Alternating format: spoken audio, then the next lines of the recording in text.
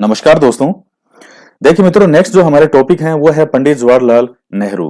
ये टॉपिक भी आपके फर्स्ट ग्रेड के फर्स्ट पेपर में नया ऐड हुआ है, तो इनके बारे में भी कई चीजें हैं वो हम देख लेते हैं। देखिए, जन्म जो है वो 14 नवंबर 1889 को इलाहाबाद में होता है।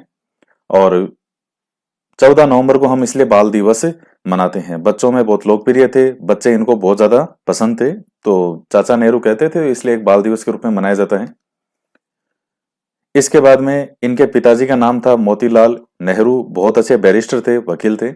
माता का नाम था स्वरूप रानी। और विजय लक्ष्मी पंडित जो हैं वो इनकी सिस्टर थी। तो ये कुछ एक बेसिक चीजें हैं। इसके बाद में देखेगा, इनकी जो शिक्षा होती है वो लंदन में होती है। 1912 के अंदर भारत आकर के इलाहाबाद कोर्ट में इन्होंने प्रैक्टिस शुरू की। तो इनके जो पिताजी हैं वो भी बहुत अच्छे बैरिस्टर थे और बहुत शानदार वकील थे। कई किस्से आते हैं उनके कि जब मतलब लॉ के अंदर, कानून में कोई भी जो कमी होती थी उस कमी को पकड़ना। जैसे आज भी आप देखते हैं कि संविधान बना हुआ है हमारा, तो संविधान को वकीलों का स्वर्ग कहा जाता है। अगर आपको संविधान वगैरह वाला जो मैंने पढ़ाई है चीजें, जहां संविधान पढ़ाया है, दूसरे जो कोर्स है कहीं, तो वहां ये चीज बोली है कि वकीलों का स्वर्ग कहता है, कहा जाता है हमारे संविधान को, क्योंकि इतने स्कोप हैं। दूसरी बात, भाषा जो है वो संविधान की इतनी क्लिष्ट है, इतनी मुश्किल है कि हर कोई व्यक्ति उसको समझ नहीं सकता। जो मूल संविधान की जो भाषा है, जिसको बेयर एक्ट कहते हैं, वो कभी आप पढ़ के देखिएगा, उसमें इस तरह के शब्द हैं जो आपको समझ में नहीं आएंगे कि इसका अर्थ क्या है। तो वकीलों का स्वर्ग कहा जाता है भारतीय संविधान को, कि कोई भी इसमें कमी हो तो उस कमी को वो अपने हिसाब से घुमा सकते हैं। वैसे ही मोतीलाल नेहरू जो है वो बहुत जबरदस्त वकील थे। कई कहानियां, किस्से बहुत है उनके, कि किस तरह से कानून की कोई भी जो खामी होती थी उसको कैसे फटाफट वो कैच करते थे। शिक्षा जो होती है वो लंदन में होती है। और अब जैसे उनका एक किस्सा है मोतीलाल नेहरू का, कि कोई किसी को एक बार सजा हुई थी फांसी की, तो उनका जो व्यक्ति था उसको फांसी की सजा हो गई थी, जिसके लिए वो केस लड़ रहे थे। लेकिन जब फांसी की सजा हुई तो रस्सी टूट गई। तो रस्सी टूट गई, अब उन्होंने कहा साहब दोबारा फांसी देंगे। तो मोतीलाल नेहरू जी ने कह दिया कि साहब दोबारा फांसी कैसे दे सकते हो आप, आपने फांसी का जो है वो एक बार सुना दी भाई, फांसी की सजा आपने एक बार फांसी दे भी दी, अब ये तो बच गया, इसका लक है, ये किस्मत है इसकी। तो फिर दोबारा जो है वो, जो खामी थी उस चीज पे, वहां न्यायाधीश ये लिखने लगे, टिल डेथ, यानी फांसी किसी को दी जाएगी मृत्यु तक, जब तक कि उसकी मृत्यु नहीं हो जाए। अगर किसी को एक बार लटका दिया और अगर रस्सी टूट गई या वो बच गया तो उसको दोबारा फिर से लटकाओ। तो कानून की खामियों को बहुत अच्छे से निकालते थे, तो बहुत अच्छे वकील थे।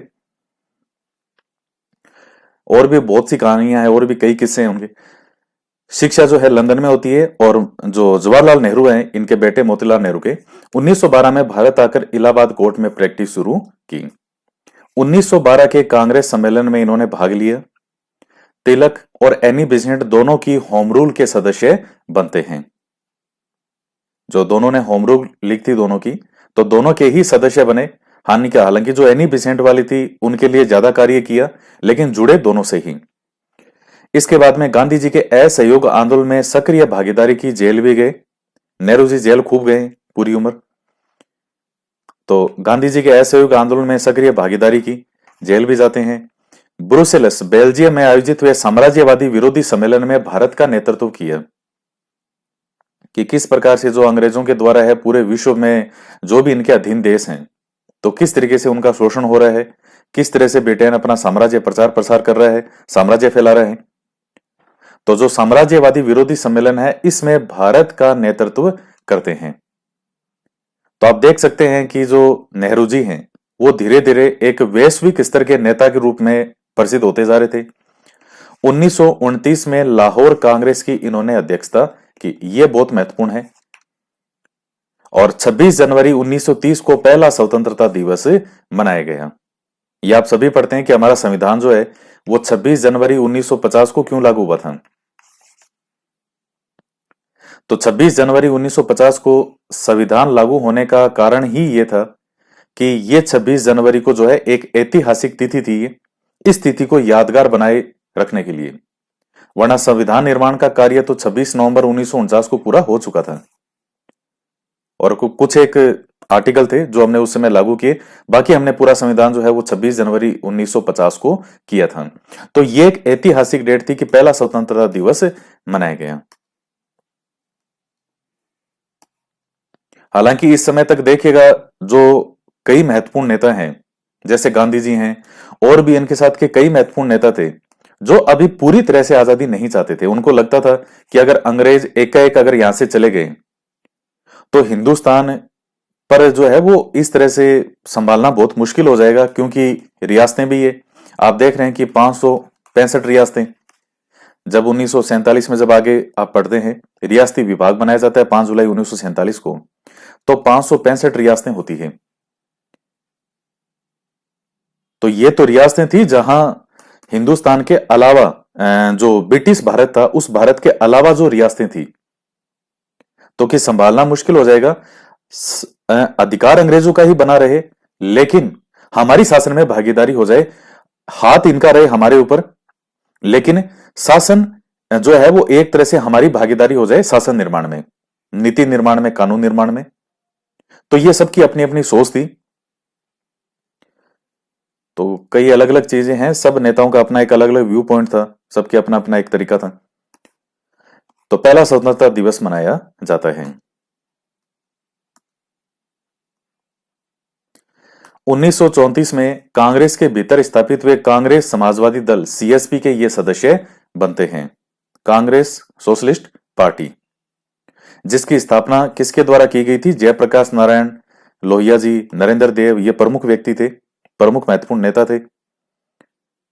तो 1934 में स्थापना हुई थी कांग्रेस समाजवादी दल की, कांग्रेस सोशल पार्टी, और इसके ये सदस्य बनते हैं। 1936 के अंदर सिविल लिबर्टी यूनियन बनाते हैं ये, बंबई में। मुख्य उद्देश्य था नागरिक अधिकारों के लिए प्रयास करना, और अध्यक्ष जो है वो किसको बनाया गया था? सरोजनी नायडू को। तो ये ध्यान रखिएगा, 1936 में सिविल लिबर्टी यूनियन की स्थापना करते हैं। क्या कारण था इसका? नागरिक अधिकारों के लिए प्रयास करना, बंबई में। और अध्यक्ष कौन थी? सरोजनी नायडू। 1936 में नेहरू जी, सुभाष चंद्र बोस, मौलाना आजाद का एक गुट बनता है। इनके विपरीत एक दूसरा गुट होता है, उसमें गांधी जी, जीना और राजेंद्र प्रसाद का बनता है। तो गुट का मतलब यह नहीं था कि एक दूसरे से बात ही नहीं करते थे, ये अलग गुट हो गए, ये अलग गुट हो गए। विचारों में कई मतभेद थे, और इसमें जैसे जो नेहरू जी हैं, सुभाष चंद्र बोस हैं, ये एक तरह से पूरी तरह से चाहते थे आजादी, कि अंग्रेज पूरी तरह से भारत छोड़ के ही चले जाएं। जबकि ये जो कई नेता हैं, गांधी जी, ये अभी भी पूरी तरह से, जो मैंने अभी आपको समझाया, तो इनका सबका एक सोचने का तरीका अलग था, विचार करने का तरीका अलग था। तो वैचारिक रूप से एक मतभेद था, वैचारिक रूप से एक गुट बन जाते हैं, एक समूह बन जाता है। वैसे नहीं है कि गुटबाजी, भाई ये अलग गुट है, ये हमारा गुट है। आपस में बात भी करते थे, मिलते भी थे, विचार भी शेयर करते थे।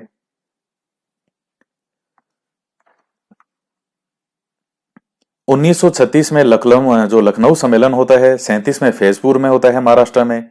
तो नेहरू जी अध्यक्षता करते हैं कांग्रेस के सम्मेलन की।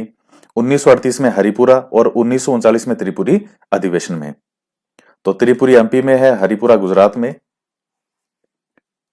तो सुभाष चंद्र बोस इसकी अध्यक्षता करते हैं इन अधिवेशनों की। ये बहुत महत्वपूर्ण है, ध्यान रखिएगा। 40 से 45 तक जो है वो कौन रहते हैं कांग्रेस के अध्यक्ष? मौलाना अबुल कलाम आजाद। तो ये चीजें हैं। और ये हरिपुरा अधिवेशन, जो राजस्थान का इतिहास है उसमें भी आपको मैंने बताया है कि इस हरिपुरा अधिवेशन से ही रियासतों के अंदर प्रजामंडल आंदोलनों को चलाने के लिए स्वीकृति दी गई, कि प्रजामंडल आंदोलन जो है रियासतों में जो वहां के नेता हैं वो वहां प्रजामंडल आंदोलन चलाए रियासतों में, और कांग्रेस पार्टी जो है वो उनके साथ है। कांग्रेस पार्टी जो है वो बैक में रहेगी और उनका सपोर्ट करेगी। उससे पहले जो कांग्रेस पार्टी है, इन्होंने बिल्कुल ओपनली कोई प्रजामंडलों का इस तरह से नहीं किया था। हालांकि आप देखते हैं जयपुर में 1931 में ये स्थापनाएं तो जो है प्रजामंडलों की शुरू हो ही चुकी थी राजस्थान में। लेकिन इन नेताओं का जो नेता थे कांग्रेस से, इनका यही मानना था कि हमें रियासतों में अभी हस्तक्षेप नहीं करना चाहिए। पहले जो हम यहां वाले जो हैं ब्रिटिश भारत, पहले इसको तो देखें। देखिए जो ब्रिटिश भारत है, मैं आपको बता दूं, वो लगभग 55% भाग था हिंदुस्तान का, जिसमें पाकिस्तान और आज का बांग्लादेश और ये सभी मान लीजिए आप, ये जैसे ऐसे भारत हो गया, ये बांग्लादेश है इधर, ये इधर का भारत, फिर ये बांग्लादेश है और पाकिस्तान। तो ये जो पूरा विशालकाय हिंदुस्तान था, इसके 55% भाग पर था ब्रिटिश भारत और 45% भाग पर थी 565 रियासतें। और 565 रियासतों का मतलब ही था अपने आप में देश। हालांकि अधिकार ऊपर एक तरह से किसका था, अंग्रेजों का ही था, लेकिन रियासतें तो उनका अपने जो राजा हैं वो ही थे वहां के सब कुछ। लेकिन अधिकार अंग्रेजों का था। सालाना जितना बनता था खिराज टैक्स, वो राजाओं को देना पड़ता था। तो उस वक्त तक जो नेता थे कांग्रेस के, उनका यही था कि हमें रियासतों में हस्तक्षेप नहीं करना चाहिए। पहले जो ब्रिटिश भारत है इसको तो देखें हम।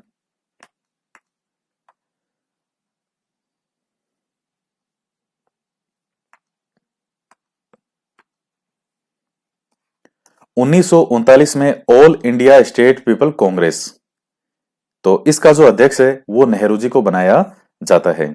स्थापना होती है इसकी बंबई के अंदर 1927 में। एक तरह का क्या था, प्रजामंडल ही था ये। क्या all India state people Congress, इसकी स्थापना बंबई में हुई थी 1927 में। और जिस तरह से एक जागृति का काम ये करते थे प्रजामंडल की जो रियासतें हैं वहां इनकी भूमिका हो, तो उसी तरह का एक ये प्रयास था। इसके अध्यक्ष नेहरू जी को बनाया जाता है 1939 में, all India state people Congress का। तो ये चीज ध्यान रखिएगा आप। अगस्त प्रस्ताव, क्रिप्स प्रस्ताव, वेवल योजना, कैबिनेट मिशन इत्यादि में नेहरू जी की भी भूमिका रही। तो ये चीजें भी हैं, इनमें नेहरू जी का भी रोल था। 14 अगस्त की रात्रि को द ट्रिस्ट विद डेस्टिनी ये भाषण देते हैं, क्योंकि 15 अगस्त को भारत आजाद होता है, तो 14 अगस्त की रात्रि को द ट्रिस्ट विद डेस्टिनी, ये याद रखिएगा, महत्वपूर्ण है। भारत की आजादी पर लाल किले पर तिरंगा फहराया।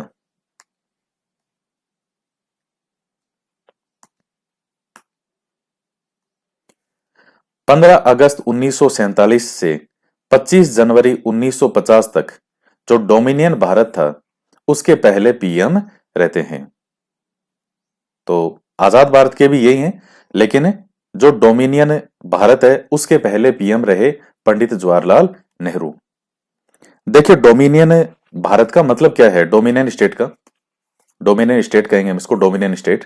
हिंदुस्तान के लिए जो ये वर्ड इस्तेमाल किया गया है, इसका मतलब यह है कि 15 अगस्त को भारत आजाद हो गया था और 26 जनवरी 1950 को हमारा संविधान लागू होता है। यह चीज आपको पता है। तो 25 जनवरी 1950 तक और 15 अगस्त 1947 से लेकर के ये बीच का जो समय है, इस समय भारत को डोमिनियन स्टेट का दर्जा दिया गया। डोमिनियन स्टेट का मतलब यह है कि एक तरह से देश का जो प्रमुख है वो अभी भी ब्रिटिश सम्राट ही रहेगा, चाहे महारानी हो। हम बात कर रहे हैं जो ब्रिटिश सम्राट में महारानी भी आ गई, चाहे वो मेल हो या फीमेल हो। तो ब्रिटिश सम्राट जो है वो ही एक तरह से क्या है, अभी भी भारत का प्रमुख है। हाँ, यहां नीति निर्माण, कानून निर्माण, उन सब का अधिकार जो है वो अब भारत के जो नेता हैं उनका है। अब देखते हैं इसी अंतराल के अंदर ही जो है हमारा संविधान निर्माण होता है और संविधान कंप्लीट हो गया बनके। वो बनाया हमारे यहां के नेताओं ने, यहां के ही लोगों ने। लेकिन इस समय भी जो हिंदुस्तान के जो अध्यक्ष हैं वो अभी भी ब्रिटिश सम्राट ही है 25 जनवरी 1950 तक। और 26 जनवरी 1950 से हमारा संविधान लागू हो गया। तो इसी दिन से जो है हमारे फिर बन गए संवैधानिक प्रमुख, कौन बन गए हिंदुस्तान के, वो है राष्ट्रपति। और 25 जनवरी 1950 तक कौन है, ब्रिटिश सम्राट। इसीलिए उस समय जो गवर्नर जनरल नियुक्त हुए वो यहां के नेताओं से बात करके नियुक्त हुए, लेकिन वो ब्रिटिश सम्राट के द्वारा ही नियुक्ति की गई थी उनकी। जैसे जो आजाद भारत के उस समय गवर्नर जनरल हैं, वो कौन है? लॉर्ड माउंटबेटन ही है। और सी राजगोपालचारी जो है, ये अंतिम गवर्नर जनरल थे, ये भारतीय थे। तो इनकी जो नियुक्ति है, सी राजगोपालचारी की भी, इनकी भी नियुक्ति ब्रिटिश सम्राट के द्वारा ही की गई थी, यहां के नेताओं से ही विचार करके, चर्चा करके, बात करके। वो एक नॉर्मल एक औपचारिकता थी, लेकिन हाँ, यहां के नेताओं से बात करके ही सी राजगोपालचारी की नियुक्ति हुई थी, क्योंकि भारत अभी भी एक डोमिनेंट स्टेट है 25 जनवरी 1950 तक। तो आपको डोमिनेंट स्टेट का मतलब समझ में आ गया होगा। और उसके बाद 26 जनवरी 1950 से लेकर के 27 मई 1964 तक ये गणतंत्र भारत के पीएम रहे।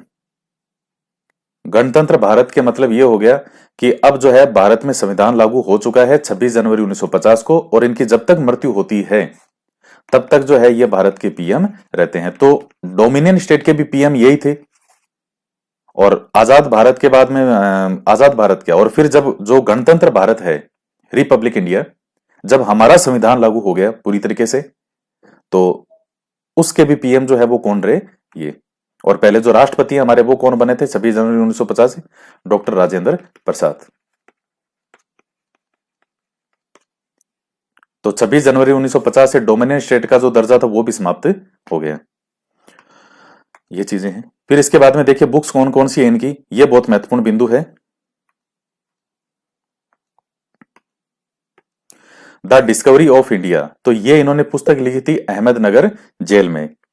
इसके बाद में ग्लिम्पस ऑफ वर्ल्ड हिस्ट्री, तो ये जो 1930 से 33 के दौरान इन्होंने इंदिरा गांधी जी को जो पत्र लिख करके भेजे थे, काफी पत्र थे, 190 से ऊपर पत्र थे, तो उन पत्रों का जो समूह है, जो संग्रह है, वो क्या है? ये है ये वाला। तो ग्लिम्पस ऑफ वर्ल्ड हिस्ट्री और द डिस्कवरी ऑफ इंडिया, ये बहुत महत्वपूर्ण पुस्तक है, अहमदनगर जेल में लिखी थी इन्होंने। ये फोर्ट भी है अहमदनगर जेल जो है। A letter from a father to his daughter, तो ये 1929 में प्रकाशित होता है। 1928 में इंदिरा गांधी जी को भेजे गए पत्रों का संकलन है। तो ये भी इन्हीं के द्वारा लिखे गए जो पत्र थे उनका संकलन इस पुस्तक में है। उसके बाद में है एन ऑटोबायोग्राफी, ये इनकी आत्मकथा है नेहरू जी की। और तो आत्मकथा है एन ऑटोबायोग्राफी 1936 में। और बाद में टू वर्ड्स फ्रीडम नाम से यूएसए के अंदर ये प्रकाशित हुई थी, टू वर्ड्स फ्रीडम नाम से। इसके बाद में और भी है, जैसे हिंदुस्तान के 18 माह है, सोवियत रूस, इंडिया एंड द वर्ल्ड 1936 की। तो काफी पुस्तकें लिखते थे। जैसे देखिए इन नेताओं को, जैसे नेहरू जी हैं, तो जेल बहुत होती थी, तो ये जेल में फिर क्या करते थे? जेल में ये पुस्तकें लिखते थे। तो जो अधिकतर पुस्तकें लिखी जाती थी, चाहे गांधी जी हो, चाहे नेहरू जी हो, और भी जो नेता रहे हो हमारे, अधिकतर किताबें उन्होंने जेल में रहते हुए ही लिखी हैं। तो ये नेहरू जी से संबंधित जो टॉपिक है वो आपका कंप्लीट होता है। और मुझे आशा है इनसे संबंधित जो पॉइंट है वो आपके एग्जाम में पूछ लेगा, जो मैंने आपको बताया। ध्यान में मैं फिर से बता देता हूं नेहरू जी वाले में से क्या क्या है, क्योंकि वैसे अगर आप पढ़ोगे तो नेहरू जी का तो जब तक इनकी मृत्यु होगी तब तक चीजें आती ही जाएगी, लेकिन आपको एक तो ये ध्यान में रखना, इनका ये महत्वपूर्ण है। और इसके अलावा इसमें एक ये वाला जो ब्रुसेलस वाला, और 1929 में लाहौर कांग्रेस की अध्यक्षता, ये। फिर उसके बाद समाजवादी दल के सदस्य, सिविल लिबर्टी, फिर ये जो सम्मेलन वगैरह वे लखनऊ और फैजपुर वाले। फिर उसके बाद में ये जो भाषणदाता ड्रेस्ड विद डेस्टिनी, और डोमिनियन भारत के पहले पीएम। गवर्नर जनरल कौन थे? तो माउंटबेटन और सी राजगोपालचारी। उसके बाद फिर जो इनकी पुस्तकें हैं ये है। तो नेहरू जी का जो टॉपिक है वो आपका कंप्लीट होता है। जो आपके नए टॉपिक ऐड हुए थे इस बार, पहली बार वो आपके मैंने करवा दी। तो इस वीडियो में इतना ही। नेक्स्ट हमारा जो और आगे का है वो हम कंटिन्यू करेंगे।